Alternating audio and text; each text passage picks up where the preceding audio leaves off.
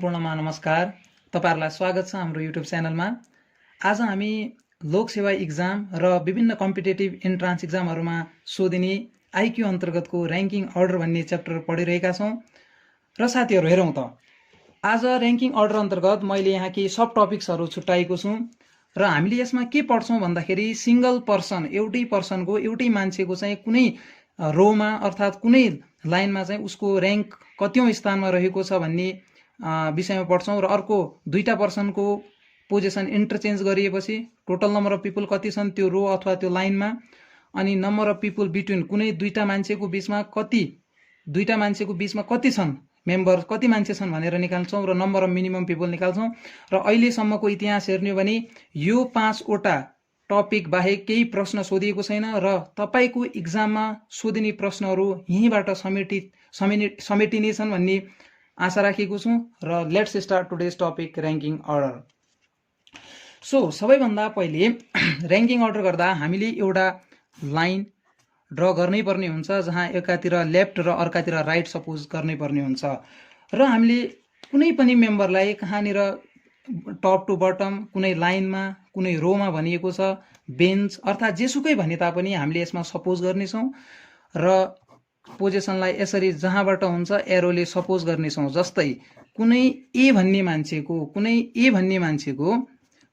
मान्छेको लेफ्टतिरबाट पोजिसन यता छ, लेफ्ट साइडबाट यता पोजिसन छ र राइट साइडबाट यता छ भन्दाखेरि एउटै पर्सनको निकाल्दा हामीले लेफ्टबाट राइटबाट दुईटै डाइरेक्सनबाट एउटै त्यही पर्सनको चाहिँ के हेर्छौं पोजिसन हेर्ने गर्दछौं र अन्तिममा हामी एउटा निचोडमा पुग्छौं र त्यो फर्मुला भनेको left plus right is equal to T plus 1 अर्थात लेफ्टबाट कुनै एउटा त्यही पर्सनको पोजिसन राइटबाट त्यही पर्सनको पोजिसन र टोटल कति छन् त त्यो लाइनमा total member plus 1। Okay, so यो फर्मुला कसरी लेफ्टबाट त्यो मेनको पोजिसन कतिमा छ plus right minus 1 is equal to total.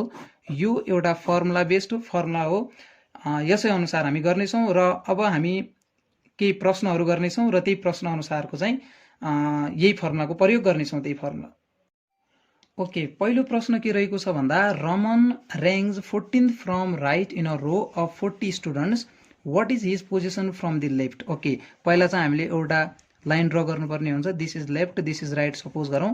एउटा रमन भन्ने व्यक्ति 14th फ्रम राइट साइडबाट 14th, ओके, राइटबाट यहाँ रमन ओके 14th स्थानमा छ भने in a row of 40 students, okay total कति रहेछ त 40 students. Okay, what is his position from left. अब लेफ्ट देखि उसको पोजिसन के छ त हाम्रो फर्मुलामा के थियो भन्दा एउटै मान्छेको जस्तै रमन अहिले हामी एउटा सिंगल पर्सनको गरिरहेका छौं, एउटै मान्छे लेफ्टबाट राइटबाट कतिौं पोजिसनमा छ is equal to total plus 1। So let's write formula left plus right is equal to total plus 1 अनि लेफ्टबाट उसको पोजिसन निकाल्ने भनेको छ एल लेख्ने प्लस राइटबाट उसको पोजिसन 14 मा रहेको छ, टोटल स्टुडेन्टको संख्या 40 प्लस 1। ओके, और left plus 14 is equal to 41, left is equal to 41 minus 14 that is equal to 27। Okay 27। Okay 27 answer भयो भनेपछि tick 27।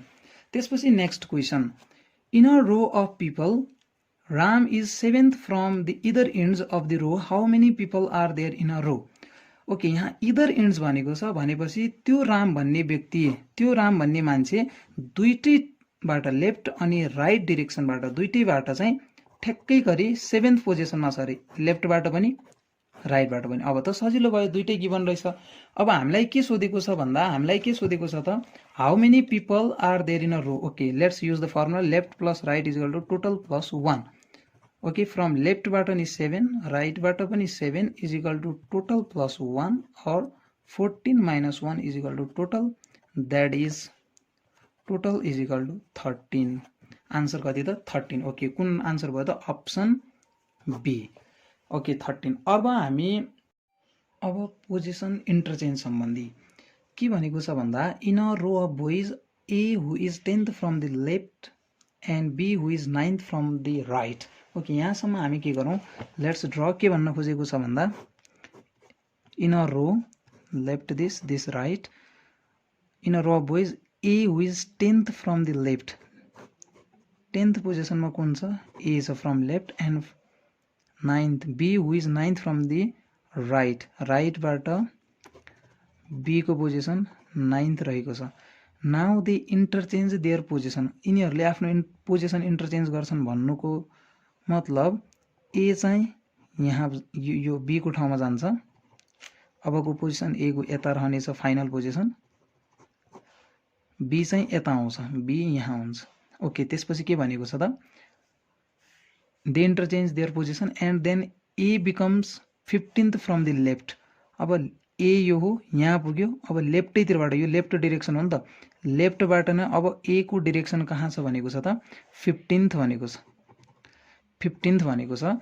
Find the position of be from the right, अब बी को पोजिसन कुन, यो B right साइडबाट B को position सोधेको छ है त, यो कुन पोजिसनमा होला भन्दा, अब यसको लागि एकदमै छोटो छ।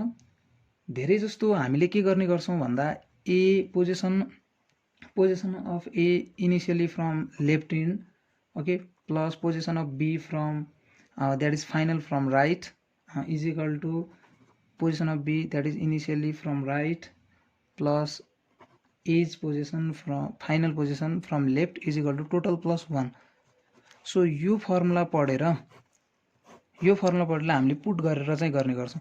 अब म आज सिधै के भन्छु भन्दा, यो लेफ्ट हो, लेफ्टदेखि ए को पोजिसन 10th थियो, अब फाइनली ए यहाँ सिफ्ट भयो र फेरि लेफ्टबाटै पोजिसन 15th छ भनेपछि ए कति सिफ्ट भयो त, 10 देखि 15 फ्रम सेम लेफ्टैबाट हेर्नु त 10 देखि 15 मा पुग्यो भनेपछि 5 पोजिसन उता सिफ्ट भयो, 5 पोजिसन उता सिफ्ट भयो।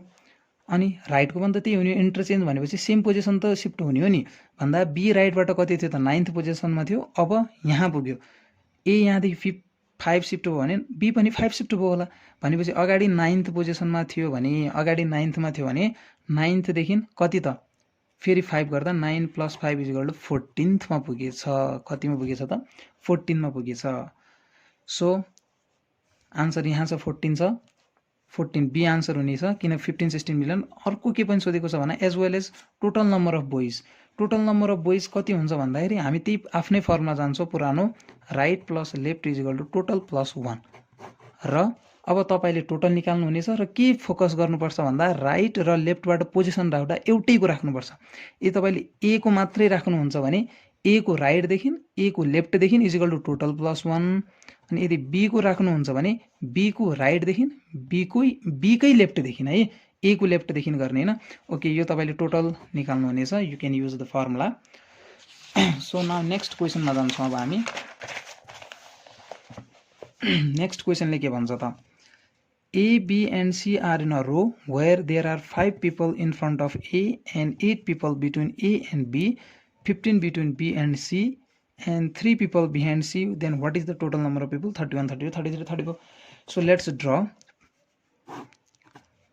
So A, B, C छन् कतै भनेको छ ल, A, B, C.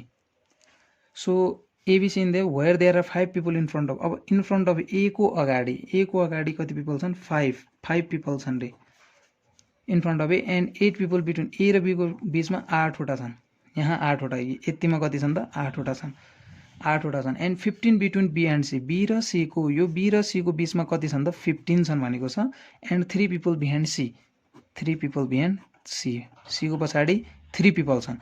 अनि के सोचेको छ भन्दा then what is the total number of people. अब यो रोमा टोटल नम्बर अफ पिपल कति छन् भनेको, कहिले पनि तपाईँ अब कन्फ्युज नहुनु होला, ए यही हुन्छ, बी यही हुन्छ, सी यही हुन्छ भनेर चाहिँ कसरी भन्न सक्नुहुन्छ भनेर चाहिँ सोच्नु पर्दैन, किनकि जब यस्तो ठाउँमा टोटल नम्बर अफ पिपल भनेर सोध्छ, यो सोधेकै के हो त म्याक्स नम्बर अफ पिपल हो, र म्याक्स नम्बर अफ पिपल सोधेको हामीलाई म्याक्सिमम नम्बर अफ पिपल सोधेको हुँदा यसरी नै जानुपर्छ, यसरी नै जान्छ, त्यसैले कुनै तनाव नलिकनै सिधै गर्नुपर्ने हुन्छ। सो दिस इज ए भन्दा अगाडि 5 पिपल्स, ए र बी को बिचमा 8 पिपल्स, बी र सी को बिचमा 15 पिपल्स, सी को पछाडि 3 पिपल्स। अब धेरैले के गर्ने गर्दछन् भन्दै हतारमा आफ्नो कम्पिटेटिभ इक्जाममा समय पुर्याउने हुँदा सिधै योलाई जोडेर आउँदै गर्दछन्, तर टोटल पिपल भन्दा एबिसी पनि त छन् नि त्यहाँ, भनेपछि ए बी प्लस सीलाई पनि त जोड्नु पर्यो। हो, यो जोड्न मिस्टेक गरिरहेको हुन्छन्, विच इज ब्लन्डर। ओके, यो जोड्नु पर्दछ। अब सबै जोडेर कति हुन्छ 8 5 13 13 and 15 28 3 31 32 33 34 ओके टोटल कति त 34 इज द आन्सर। ओके अहिले हामीले कतिवटा टपिक हामीले सकायौँ भन्दा एउटा सिंगल पर्सनको कुनै रोमा रहेको बेला सिंगल पर्सनको लेफ्टदेखि कति पोजिसन राइटदेखि कति पोजिसन र टोटल पिपल कति छन् भन्ने निकाल्न सिक्यौँ। त्यसपछि 2 पर्सनको पोजिसन इन्टरचेन्ज भयो के गर्ने सिफ्ट हेर्ने सिफ्ट बुझेपछि तपाईले चाहिँ यताउति गर्न सक्नुहुन्छ र त्यसपछि टोटल नम्बर अफ पिपलको बारेमा पढ्यौँ यो भर्खरै जसमा चाहिँ म्याक्सिमम भन्दा टोटल भन्दा म्याक्सिमम बुझेर चाहिँ मजाले गर्न सकिन्छ। So next 2 topics sub topics number of people in between and number of minimum people we will include in the part 2. Till then if you like the video please subscribe it and like the video. So other 2 topics we will include in the next video.